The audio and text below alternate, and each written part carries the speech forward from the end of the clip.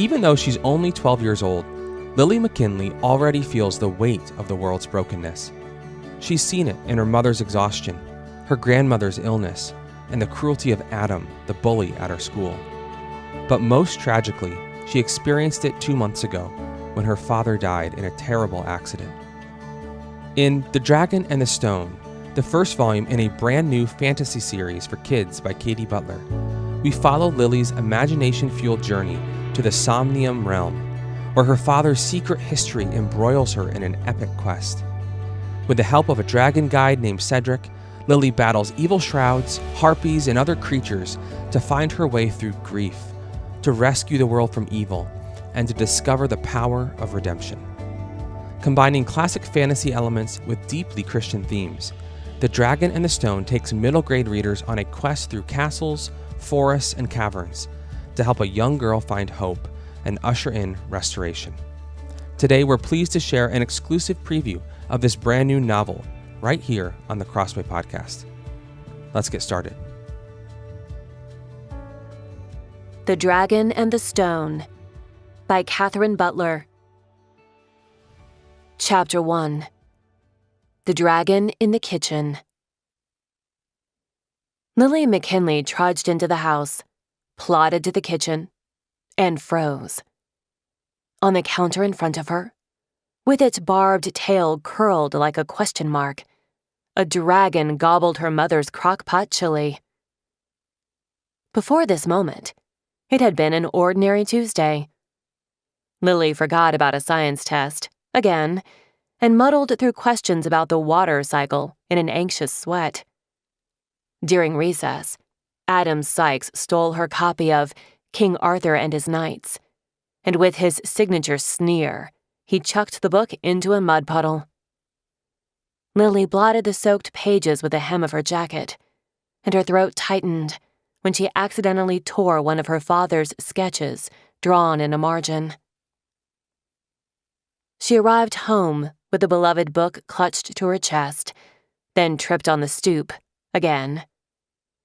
She paused at the mirror in the entryway, stood on her tiptoes to peer into the glass, and discovered a smear of banana, a relic from a food fight on the school bus that morning, still encrusted in her hair, with a wayward clump protruding from her head like the appendage of an insect. "This was in my hair all day?" she moaned. She raked her fingers through it, but only succeeded in tugging a few strands of hair from her scalp. In the living room, her grandmother sat in her usual armchair in front of the television.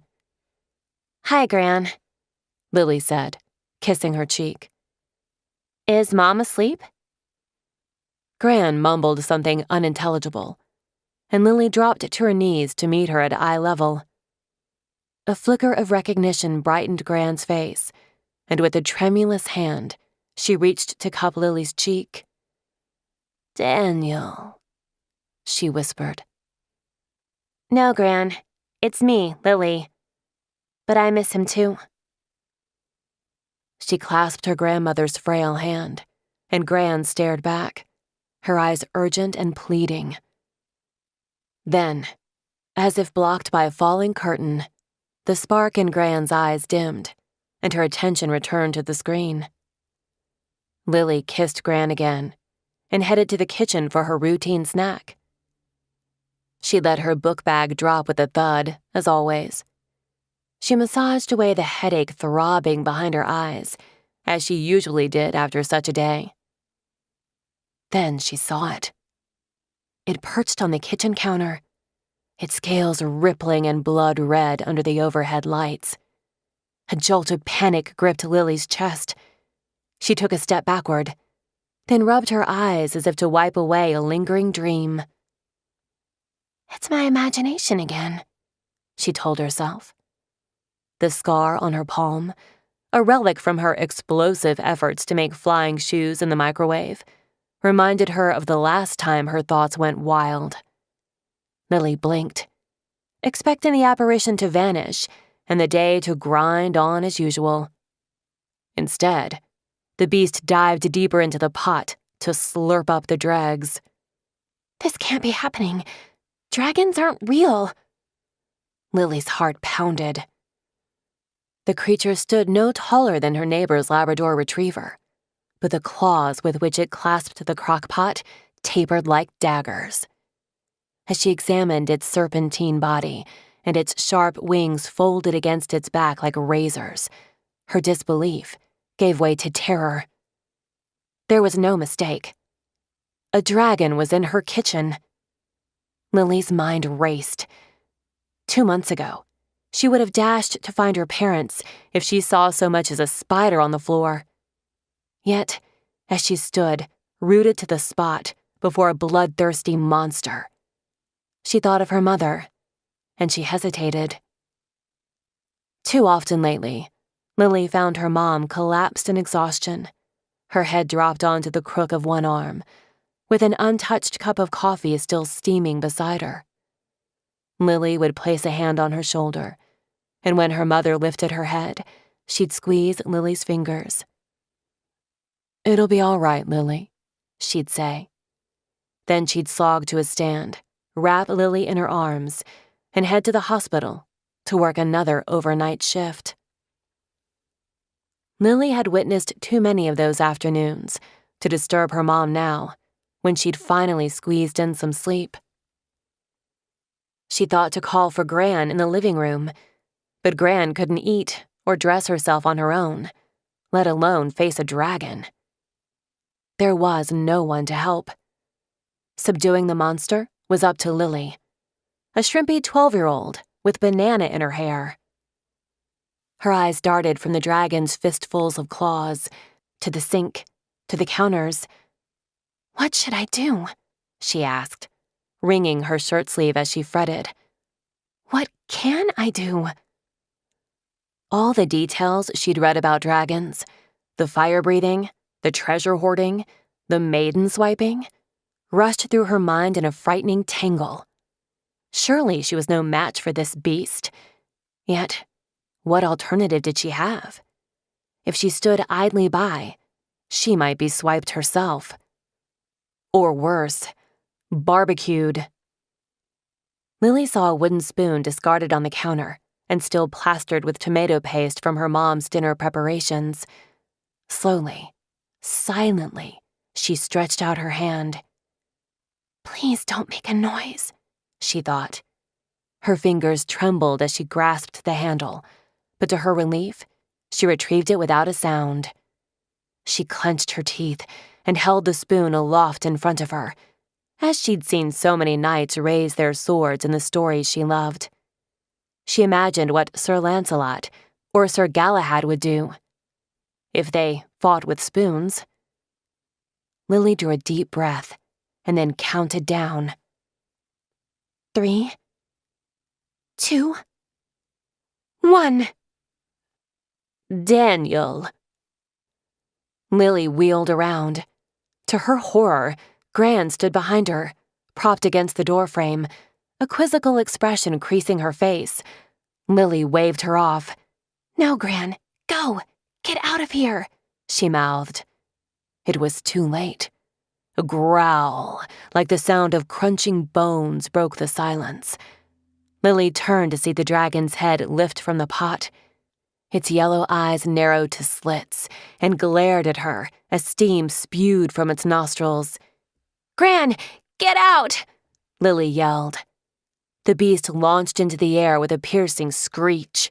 Its wings spread like a cloak above them, blocking out the light, and then flapped a few strident beats that churned up a windstorm in the 10-by-10-foot kitchen.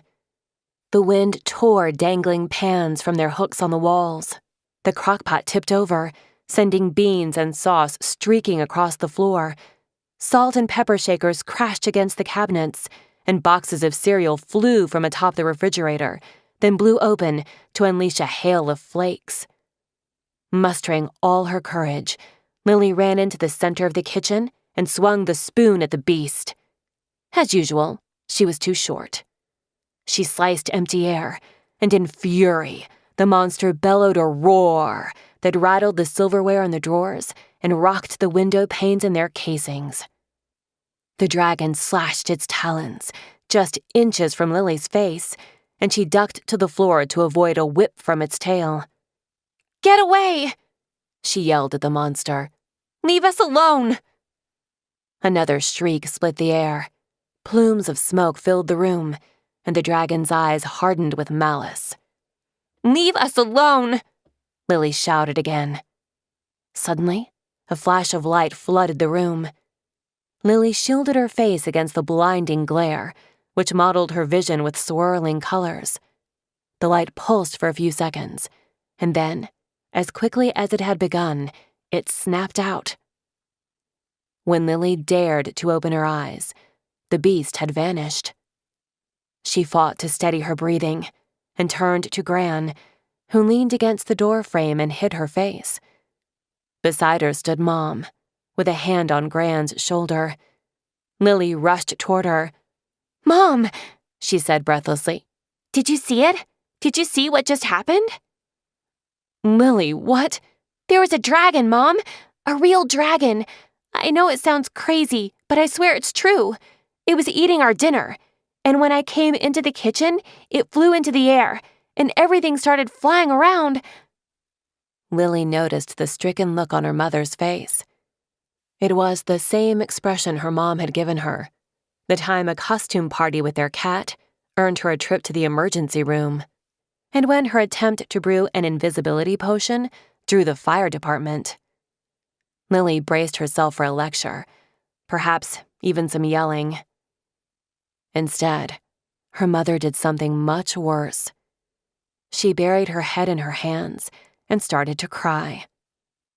"I can't do this," she said through her tears. "I can't do this alone." Lily's heart lurched. She surveyed the destruction in the kitchen, the soiled floor and counters, chilies splattered on the ceiling, dishes smashed, cornflakes jammed into every crevice. "Mom, I'm sorry. I'm so sorry. I'll clean it up. I promise." Her mother drew a breath and wiped her eyes. She tucked a few flyaway strands of hair behind her ears and smoothed her nursing uniform. "It's okay, honey. Don't mind me. Just leave it." She tossed a hand in the air to dismiss the mess, but she couldn't disguise her weariness. "I'll help you clean it up tomorrow. Just take care of Gran. Make sure she takes her medicine before bed." "Okay, Mom. Don't worry. I'll take care of everything." Her mother forced a smile through her tears, then kissed Lily on the forehead and left for work. Lily watched her go and stared at the closed door even after the headlights faded down the street. Lily gave Gran her medicine and tucked her into bed, then filled a bucket with water and added a squirt of dish soap. As the tree frogs and crickets filled the night with song, and as other kids in the neighborhood pulled on their flannel pajamas and hunkered down for bedtime stories, Lily scrubbed counters, scoured the floor, and washed pots.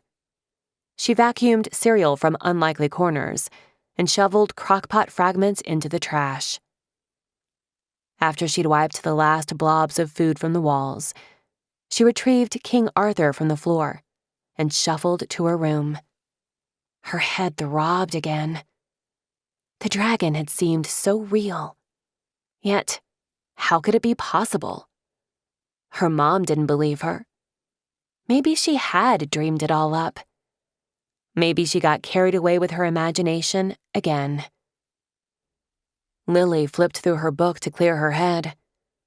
Puddle water still dampened its pages as she sat on the bed and perused stories of dragons and quests that she could recite by heart.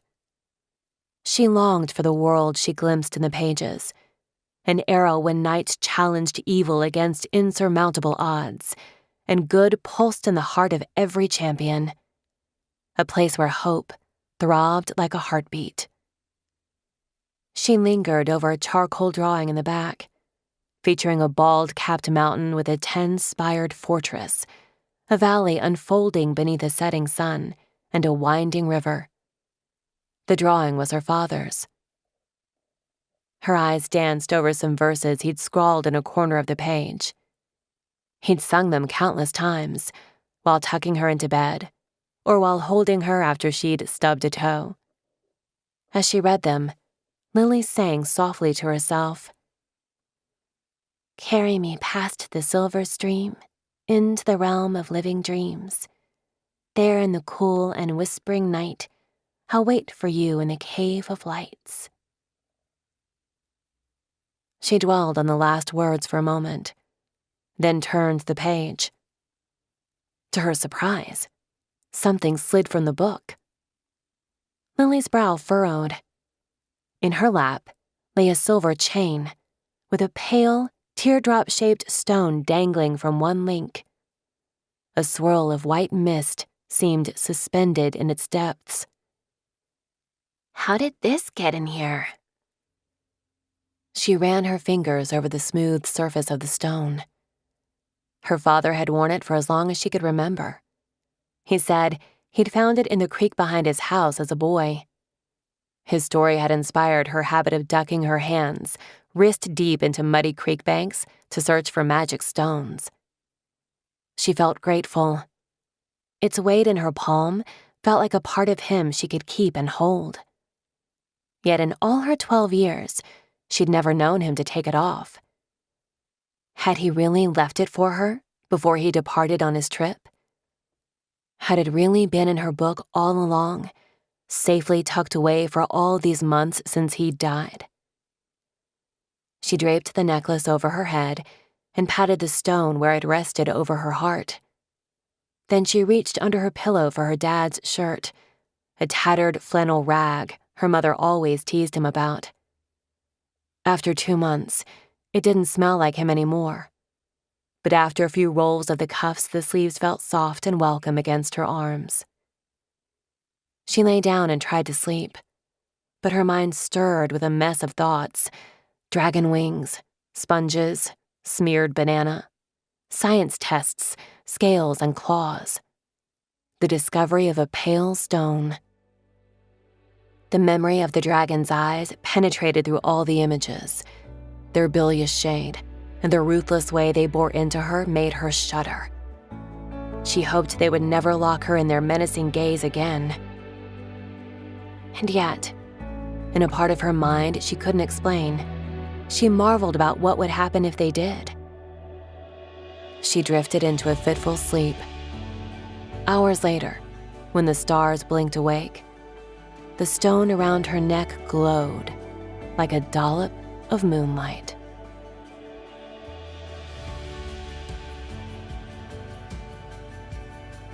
That was a preview of The Dragon and the Stone by Kathryn Butler. You can purchase the full audiobook available directly from Crossway for half off. To learn more, visit crossway.org/plus. That's crossway.org/plus. For more audio content like this, subscribe to the Crossway Podcast on Apple Podcasts, Spotify, or your favorite podcast player. If you enjoyed this episode, leave us a review. That helps us spread the word about the show. Crossway is a not-for-profit Christian ministry that exists solely for the purpose of proclaiming the truth of God's Word through publishing gospel-centered content. Visit us today at crossway.org.